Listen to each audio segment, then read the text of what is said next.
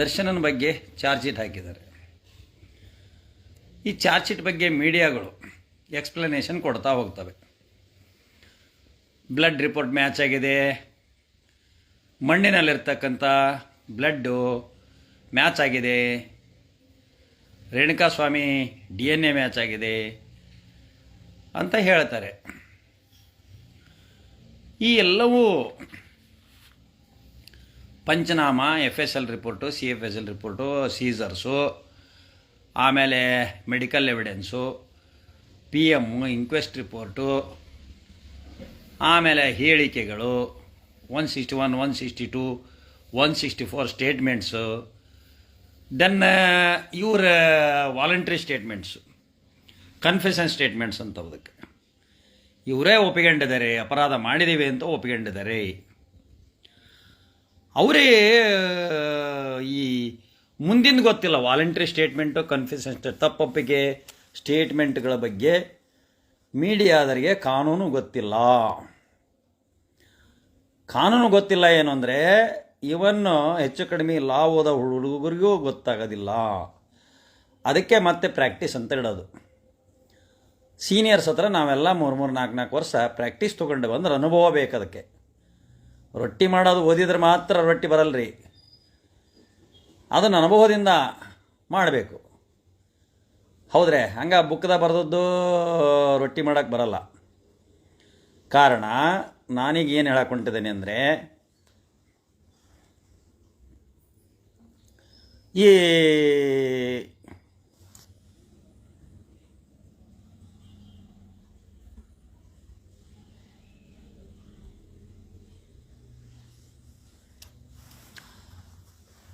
ಈ blood stain ಆಗಿದೆ ಬಟ್ಟೆಗೆ ಮತ್ತು ಅಲ್ಲಿಗೂ. ಯಾಕೆ ಪಂಚನಾಮದಲ್ಲಿ ಸೀಸ್ ಮಾಡುವಾಗ ಅದ್ರ ಮೇಲೆ ಬ್ಲಡ್ ಇತ್ತಾ ಅನ್ನುವ ಒಂದು ಪ್ರಶ್ನೆ ಬರ್ತದೆ. ಪಂಚನಾಮೆಯನ್ನು ಅದನ್ನು ಪ್ರೂವ್ ಮಾಡಬೇಕು ಪ್ರಾಸಿಕ್ಯೂಷನ್ನವರು. ಡಿಫೆನ್ಸ್ ಲಾಯರು ಅದನ್ನು ಡಿಸ್ಪ್ರೂವ್ ಮಾಡೋಕ್ಕೆ ಇರ್ತಾನೆ. ಮೊದಲು FIR ಪ್ರೂವ್ ಮಾಡಬೇಕು. ಆಮೇಲೆ 34 ಹಾಕಿದ್ದಾರೆ, 149 ಹಾಕಿದ್ದಾರೆ. ಇದು ಇತಿಹಾಸದಲ್ಲಿ 2 ಸೆಕ್ಷನ್ಗಳನ್ನು ಕೂಡೋದಿಲ್ಲ, ಬರೋದಿಲ್ಲ. ಅದು ಹೆಂಗೆ ಅಂದರೆ, ಕಾಮನ್ ಆಬ್ಜೆಕ್ಟ್ ಅಂದರೆ 2ರಿಂದ 3 ಅಥವಾ 4 ಜನ ಇರ್ತಾರೆ. 5ರಿಂದ ಒಳಗೆ 1ರಿಂದ 3, 1ರಿಂದ 4 ಇಷ್ಟೇ. ಅಂದರೆ 2, 3, 4 ಜನ ಇದ್ದರೆ 34 ಕಾಮನ್ ಆಬ್ಜೆಕ್ಟ್ ಬರ್ತದೆ. ಮೋರ್ ದೆನ್ 5 ಮೆಂಬರ್ಸ್ ಇದ್ದರೆ 149 ಬರ್ತದೆ. ಹಂಗಾರೆ ಇವರು 34 ಹಾಕಿದ್ದಾರೆ ಅಂದರೆ ಕೇವಲ 4ಕ್ಕಿಂತ ಕಡಿಮೆ ಜನ ಇದ್ದರು, 1ಕ್ಕಿಂತ ಹೆಚ್ಚು ಜನ ಇದ್ದರು. ಹಾಗಾದರೆ 2, 3 ಅಥವಾ 4 ಜನ ಸೇರಿ ಮರ್ಡರ್ ಮಾಡಿದ್ರಾ ಅನ್ನುವ ಪ್ರಶ್ನೆ. ಅದರ ಜೊತೆಗೆ 149 ಹಾಕಿದ್ದಾರೆ ಅಂದರೆ ಅಕ್ರಮ ಮಂಡಳಿ, ಅಕ್ರಮ ಕೂಟ ಅಂತವ್ ನಾವು, ಅನ್ಲಾಫುಲ್ ಅಸೆಂಬ್ಲಿ ಅಂತ 149.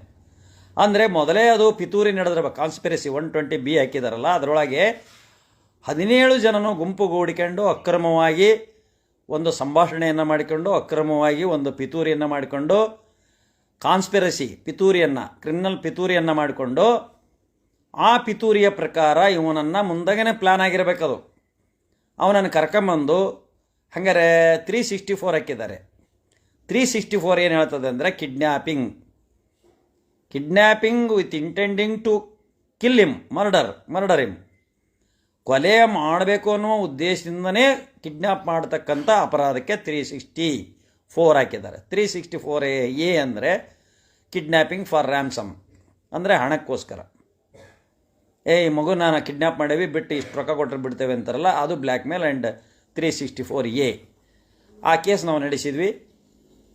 ಅದರಲ್ಲಿ 3 ಜನ ಅಕ್ವಿಟ್ ಆದರು ಮಾನ್ಯ ಹೈಕೋರ್ಟ್ನಲ್ಲಿ. ಒಬ್ಬರಿಗೆ ಮಾತ್ರ ಕೆಲವೊಂದು ಸಮ್ ಅಡ್ಮಿಷನ್ಸ್ ಅವನು ಕೊಟ್ಟಿದ್ದರಿಂದ ಅದು ಕನ್ವಿಕ್ಷನ್ ಕಾಯಮಾಗಿದೆ. ಸೊ ಇಲ್ಲಿ ಒಂದು ರೇಪ್ ಆ್ಯಂಡ್ ಮರ್ಡರ್ ಕೇಸನ್ನು ದಾವಣಗೆರೆಯಲ್ಲಿ ನಡೆಸಿದ್ವಿ. ಅದು ಸಿಮೆನ್ ಅವ್ರ ಚಡ್ಡಿ ಒಳಗೆ ಸಿಮೆನ್ ಹತ್ತಿತ್ತು. ರೇಪ್ ಮಾಡಿದ ಹುಡುಗರ ಚಡ್ಡಿ ಒಳಗೆ ಮತ್ತು ಆ ಒಂದು ರೇಪ್ ಆದಂಥ ಹುಡುಗಿಯ ಲಂಗ ಮತ್ತು ಅದರೊಳಗಿರ್ತಕ್ಕಂಥ ಸಿಮೆನ್ನನ್ನು ಕೊರಬರೇಷನ್ಗೆ ಹಾಕಿದ್ದರು. ಅದನ್ನು ಗುಬ್ಬಿ ಶಂಕರನ್ನ ಲಾಯರು, ನಾನು, ರಾಯನಗೌಡ, ನಡೆಸಿದ್ವಿ ಮತ್ತು ರಾಮಚಂದ್ರ ಕಲಾಲ್ ಅವರು. ಆ ಕೇಸು ಇಲ್ಲಿ ಕನ್ವಿಕ್ಷನ್ ಕೊಟ್ಟರು ಕೆಳಗಿನ ಕೋರ್ಟ್ನಿಗೆ. ಆದರೆ ಹೈಕೋರ್ಟ್ನಲ್ಲೇ ಎಕ್ವಿಟ್ ಆಯ್ತು ಅದು. ಯಾಕಂದರೆ ಕೊರೊಬರೇಷನ್ ಇರಲಿಲ್ಲ, ಸರಿಯಾದ ಐ ವಿಟ್ನೆಸ್ ಬರಲಿಲ್ಲ. ಆ ಕಾರಣದಿಂದ ಎಕ್ವಿಟ್ ಆದವು. ಅದರಲ್ಲೂ ಸಹಿತ ಸುಮಾರು 1,500 ಪೇಜು ಇದು ಇದ್ವು. 6 ಮಂದಿ ಅಕ್ಯೂಸ್ಡ್ ಇದ್ದರು. ಟಿ ವಿಗೆಲ್ಲ ಬಂದಂಥ ಪ್ರಕರಣ ಅದು ಅಕ್ವಿಟ್ ಆದರು. ಅದು ಹರಪನಹಳ್ಳಿ ತಾಲೂಕು ಹಲವಾಗಲ್ದವರು ದಾವಣಗೆರೆ ಸೆಷನ್ಸ್ ಕೋರ್ಟ್ನಲ್ಲಿ ನಡೀತು. ಅದು ಬಿಡುಗಡೆ ಆಯ್ತದು. ಮೊನ್ನೆ ಹೈಕೋರ್ಟ್ನಲ್ಲೇ ಎಕ್ವಿಟ್ ಆಗಿ 10 ಇಯರ್ಸ್ ಮೋರ್ ದೆನ್ 10 ಇಯರ್ಸ್ ಆಗಿರಬೇಕದು. ಸೊ ಈ ಕೇಸ್ನಲ್ಲಿ ಪೊಲೀಸರು ಏನು ಒಮಿಷನ್ ಮಾಡಿದ್ದಾರೆ, ತಪ್ಪು ಮಾಡಿದ್ದಾರೆ ಅಂದರೆ, ಒಮಿಷನ್ ಅಂತ ಕ್ರಿಮಿನಲ್ನಲ್ಲಿ ಒಮಿಷನ್ ಏನು ಮಾಡಬೇಕಾಗಿತ್ತು ಅದನ್ನು ಮಾಡಿಲ್ಲ. ಹೊಡೆದಿದ್ದಾರೆ ಅಂತ ಹೇಳಿ ಅಲಿಗೇಷನ್ ಬಂದಿದೆ, ಚಪ್ಪಲಿಯಿಂದ ಹೊಡೆದಿದ್ದಾರೆ ಅಂತ ಬಂದಿದೆ, ಹೊಡೆದು ಗಾಯ ಆಗಿದೆ ಅಂತ. ಮೊದಲು ಗಾಯ ಆಗಬೇಕು, ಮೊದಲು ಅದಕ್ಕೆ 324 ಬರ್ತದೆ ಅಥವಾ 326 ಆಗ್ತದೆ. Grievous hurt or simple hurt or the hurt by the deadly using deadly weapons. 324 ಇಲ್ಲ, 323 ಇಲ್ಲ, 325 ಇಲ್ಲ, 326 ಇಲ್ಲ. ಇವೆಲ್ಲ ಅಬ್ಜೆನ್ಸ್ ಇಲ್ದಂಗೆ ಒಂದಪಟ್ಟಿಗೆ ಹೊಡೆದ್ಕ ಸತ್ತುಬಿಟ್ಟು ನಾವು. ಇವರು ಟಿ ವಿ ಒಳಗೆ ಹೇಳಿದ ಇತಿಹಾಸ ನೋಡಿಬಿಟ್ರೆ ಥ್ರೂಔಟ್ ನೈಟ್ ಅರ್ಲಿ ಮಾರ್ನಿಂಗ್ 6-7 ಗಂಟೆ ಮಟ್ಟನೂ ಅಪರಾಧ ನಡೆದಿದೆ ಅಂತ ಇವರು ಮೊದಲಿಗೆ ಏನು ದರ್ಶನ್ ಅರೆಸ್ಟ್ ಆದಾಗ ಇವರು ಟಿ ವಿದೊಳಗೆ ಕೊಟ್ಟದ್ದು. ಈಗ ಪೊಲೀಸರು ಕೊಟ್ಟಿದ್ದಕ್ಕೆ ಉಲ್ಟಾ ಹೇಳಕತ್ತಿದ್ದಾರೆ. ಈಗ ಪೊಲೀಸರು ಕೊಟ್ಟಿರೋದಕ್ಕೂ ಅದನ್ನು ಮತ್ತು PM ರಿಪೋರ್ಟ್ನಾಗ ಟೈಮ್ ಆಫ್ ಡೆತ್ ಎಷ್ಟು ಗಂಟೆಗೆ ಕೊಟ್ಟಿದ್ದಾರೆ, ಪೋಸ್ಟ್ ಮಾರ್ಟಮ್ನಲ್ಲಿ ಟೈಮ್ ಆಫ್ ಡೆತ್ ಬರೀತಾರೆ ಡಾಕ್ಟ್ರು. ಈಗ 12 ಗಂಟೆಗೆ PM ನಡೀತಾ ಇದೆ, ಇಷ್ಟೊತ್ತಿನ ಈಗ 12:20 ಆಗಿದೆ. ಈಗ ಡಾಕ್ಟ್ರು PM ಕಂಡಕ್ಟಿಂಗ್ ಟೈಮ್ ಬರೀತಾರೆ. ಪೋಸ್ಟ್ ಮಾರ್ಟಮ್ ಅಂದರೆ ಹೆಣ ಕೊಯ್ದು ಅದರೊಳಗೆ ಏನೇನಾಗಿದೆ, ಯಾವ್ಯಾವ ಗಾಯ ಆಗಿದೆ ಅಂತ ನೋಡ್ತಾರೆ ಡಾಕ್ಟ್ರು, ಅದನ್ನು ಬರೀತಾರೆ. ಹಂಗಾರೆ ಈ ಸಮಯಕ್ಕಿಂತ ಮೊದಲು ಎಷ್ಟೊತ್ತಿಗೆ ಅದು ಜೀವ ಹೋಗಿದೆ ಅಂದಾಜು ಏಜ್ ಆಫ್ ಡೆತ್ ಬರೀತಾರೆ ಅವರು. 6 ಗಂಟೆ, 10 ಗಂಟೆ ಅಥವಾ 15 ಗಂಟೆ, 20 ಗಂಟೆ. ಒಂದು ಇದರಲ್ಲಿ ನಾವು ಕೇಸ್ ನಡೆಸಿದ್ದೆ, ಮರ್ಡರ್ ಕೇಸು ಹಾವೇರಿಯಲ್ಲಿ. ಫಾಸ್ಟ್ ಟ್ರ್ಯಾಕ್ ಕೋರ್ಟ್ನಲ್ಲಿ ಇದ್ದು. ಅವಾಗ ಫಾಸ್ಟ್ ಟ್ರ್ಯಾಕ್ ಕೋರ್ಟ್ ಇತ್ತು, ನಡೀತು. ಅದು ಅಕ್ವಿಟ್ ಆಯಿತು. 72 ಅವರ್ಸ್ ಆಗಿತ್ತು. 72 ಅವರ್ಸು ಡೆತ್ ಆಗಿತ್ತು. ಅದು ಡೆತ್ ಆಗಿ ಏಜ್ ಆಫ್ ಡೆತ್ತು 72 ಅವರ್ಸ್ ಅಂತ ಕೊಟ್ಟಿದ್ದರು. ಬಾಡಿ ಡಿಕಾಂಪೋಸ್ ಆಗಿದೆ. ನಮ್ಮ ಆರೋಪಿ ಬಸವರಾಜನನ್ನು, ಈ was one of the KSRTC driver Ranebennur, ಅವನನ್ನು ಅರೆಸ್ಟ್ ಮಾಡಿದರು. ಅವನ ಪರವಾಗಿ ವಾದ ಮಾಡಿದೆ. ಅದು full of case was depending on the statement of the death note. Death note ಆ ಸತ್ತ ವ್ಯಕ್ತಿಯ ಪ್ಯಾಂಟ್ನಲ್ಲಿದೆ. ಆ ಪ್ಯಾಂಟ್ನಲ್ಲಿದ್ದರೆ ಆ ಡೆತ್ ನೋಟನ್ನು ಕೋರ್ಟ್ ಮುಂದೆ ಹಾಜರು ಮಾಡಿದ್ದಾರೆ.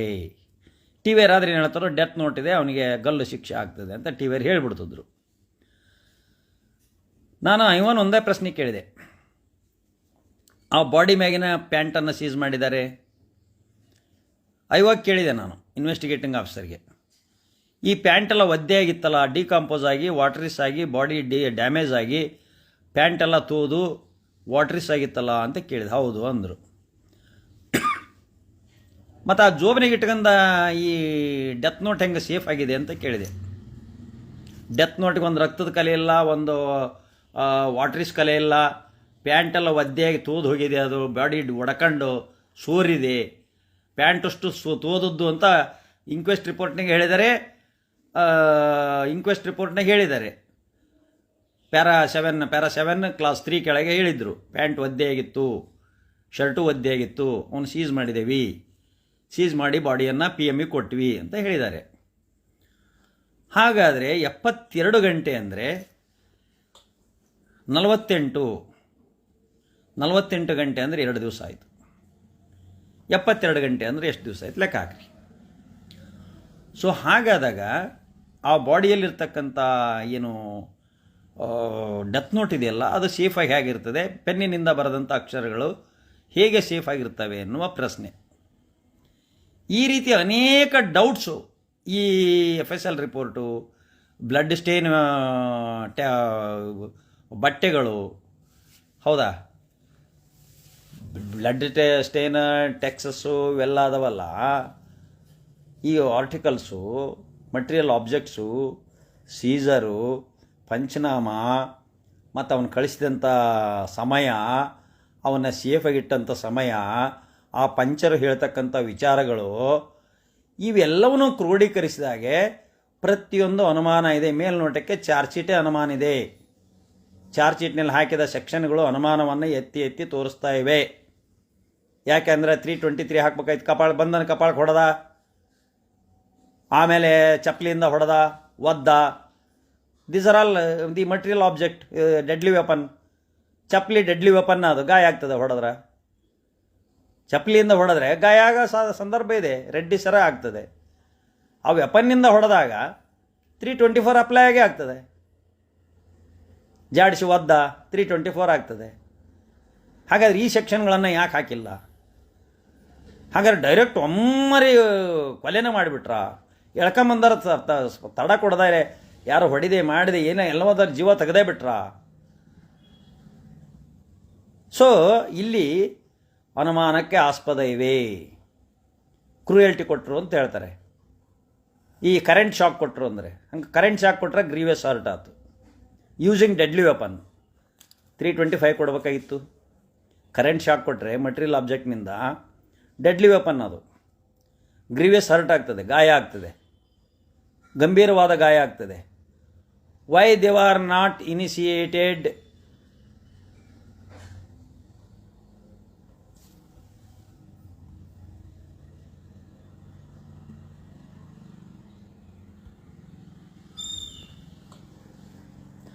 Y they are not initiated 326, 325, 324.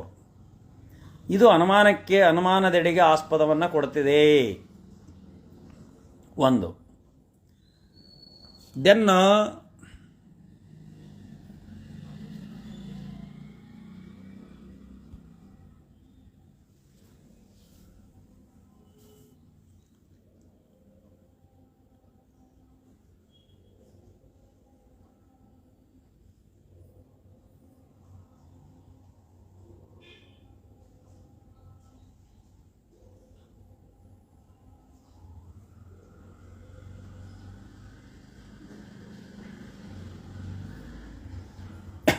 So ಪೊಲೀಸರು ಹಾಕಿರ್ತಕ್ಕಂಥ ಚಾರ್ಜ್ ಶೀಟ್ನೊಳಗೆ ಮತ್ತು 3600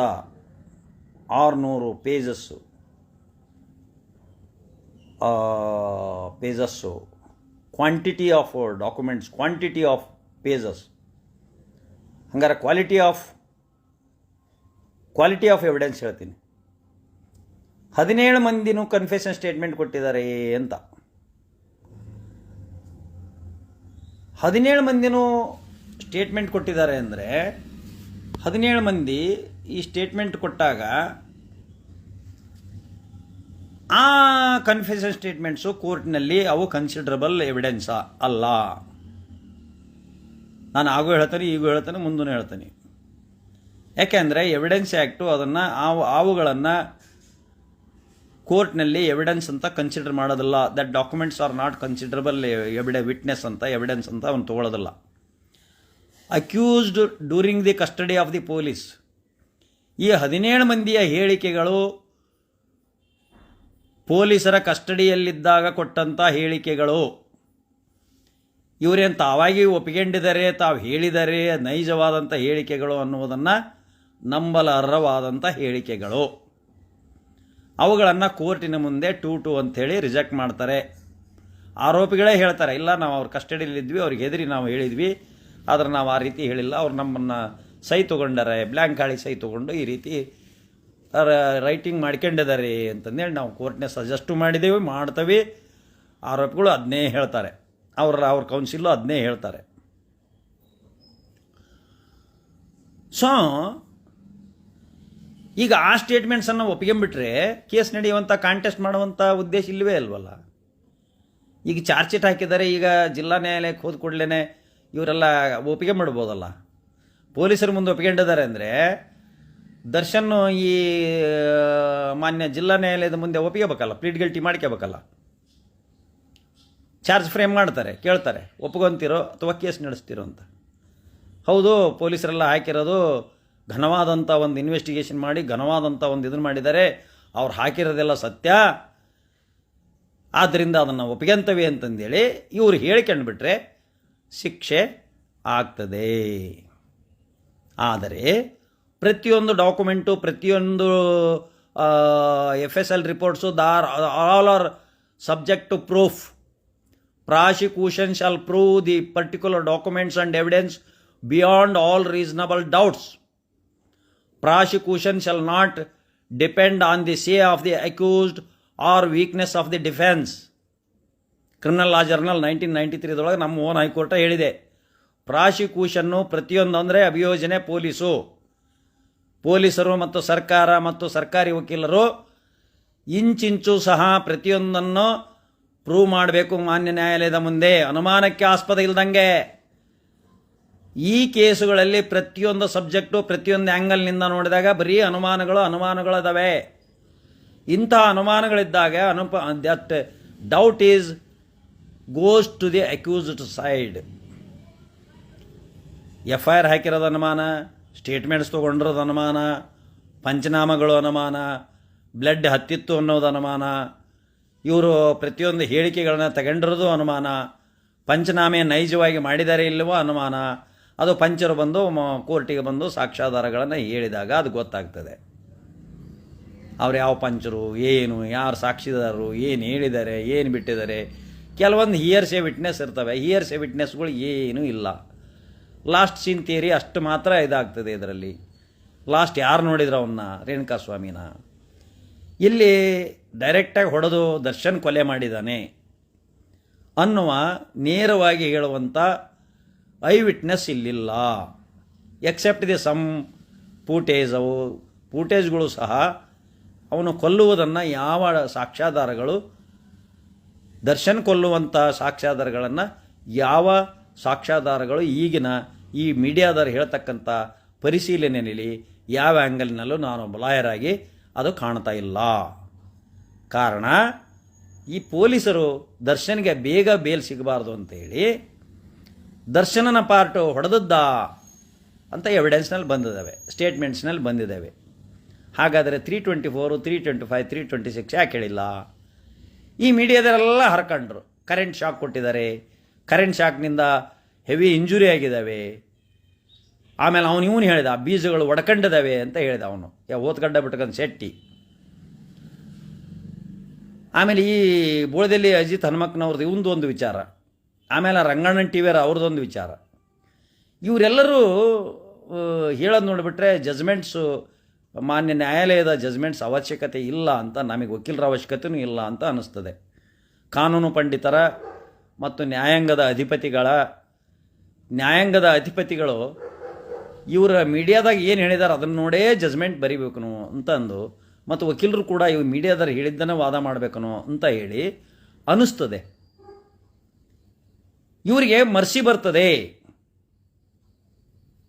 ಏನು ವಿಕ್ಟಿಮ್ ಪರವಾಗಿ ಮರ್ಸಿ ಬರಲಿ ಜನಕ್ಕೆ.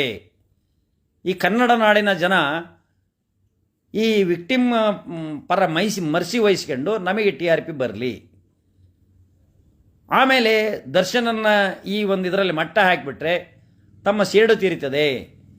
ಹಿಂದೇನೋ ಮಾತಾಡಿದ್ದ ಮೀಡಿಯಾದವರು ಹೈಲೈಟ್ ಮಾಡಿದರು. ಅವನ ಹೆಂಡತಿ ವೈಯಕ್ತಿಕ ವಿಚಾರವನ್ನು, ಖಾಸಗಿ ವಿಚಾರವನ್ನು ದೈ ದೈ ದೈ ದೈ ದೈ ಅಂತ ಕುಣಿದು ಅದು ಮಾಡಿದ್ದಾರೆ. ಈ ಚಾರ್ಜ್ ಶೀಟ್ನಲ್ಲಿ ಅದನ್ನು ಕ್ರೈಮನ್ನು ಹಾಕಿದ್ದಾರೆ. ಇಂಥ ಕೇಸಿನಲ್ಲಿ ಇಂತಿಂಥ ಸೆಕ್ಷನ್ ಕೆಳಗೆ 498A ಮತ್ತು ಆರ್ಮ್ಸ್ ಆ್ಯಕ್ಟ್ ಕೆಳಗೆ ಹಿಂಗೆ ಕೇಸಿದ್ದು ಅದು ರಾಜಿ ಆಯಿತು, ಬಿಡುಗಡೆ ಆದರು ಅಂತ ಹೇಳಿದ್ದಾರೆ. ಹಾಗೆ ಬಿಟ್ಟ ಮೇಲೆ social whether he was an social element ಅಂತ ಎಲ್ಲಿದೆ? He was one of an element of social against to the ಸೊಸೈಟಿಗೆ ಸಮಾಜಕ್ಕೆ ವಿರೋಧವಾದಂಥ ಕೃತ್ಯಗಳನ್ನು ಮಾಡಿದ್ದು ದರ್ಶನಂದು ಎಲ್ಲಿದೆ?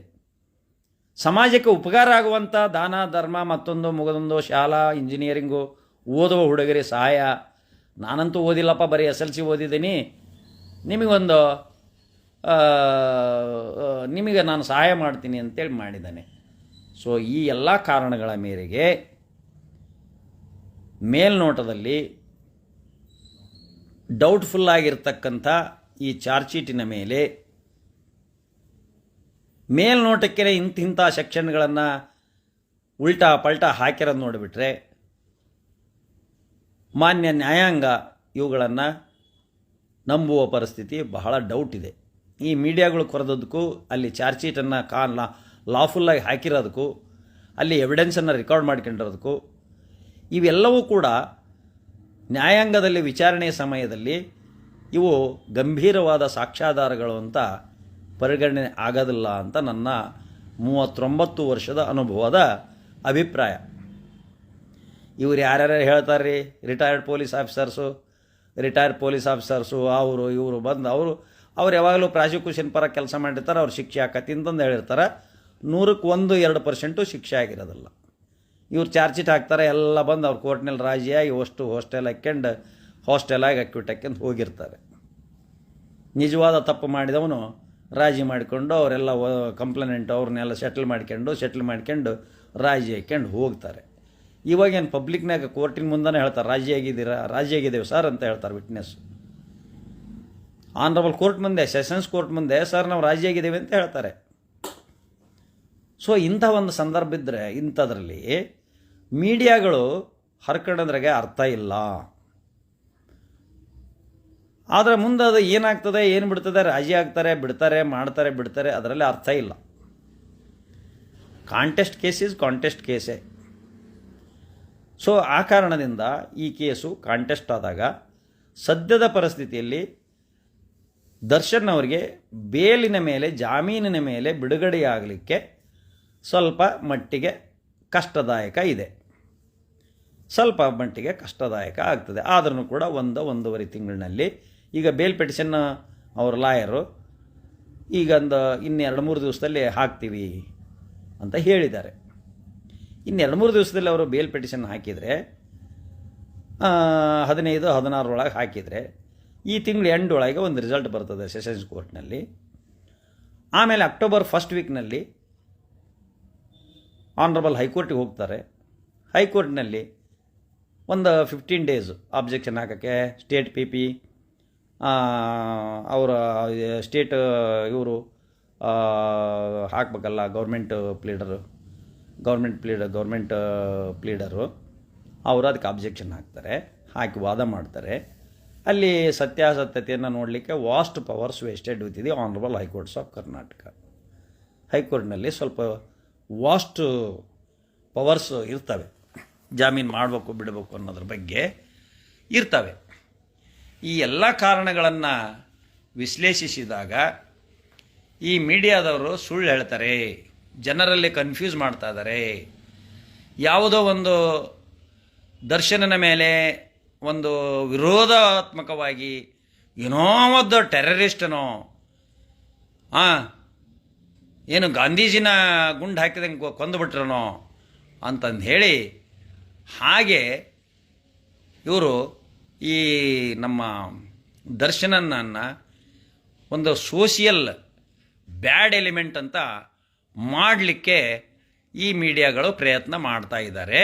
ಆದರೆ ಮೀಡಿಯಾದಾರ ಒಂದು ಆಶೆ ಆಕಾಂಕ್ಷೆಗಳು ಫಲಿಸೋದಿಲ್ಲ. ನಮ್ಮ ಕನ್ನಡ ನಾಡಿನ ಜನ, ಈ ಭಾರತ ದೇಶದ ಜನ ಬುದ್ಧಿವಂತರಿದ್ದಾರೆ. ಜೈ ಹಿಂದ್, ಜೈ ಕರ್ನಾಟಕ.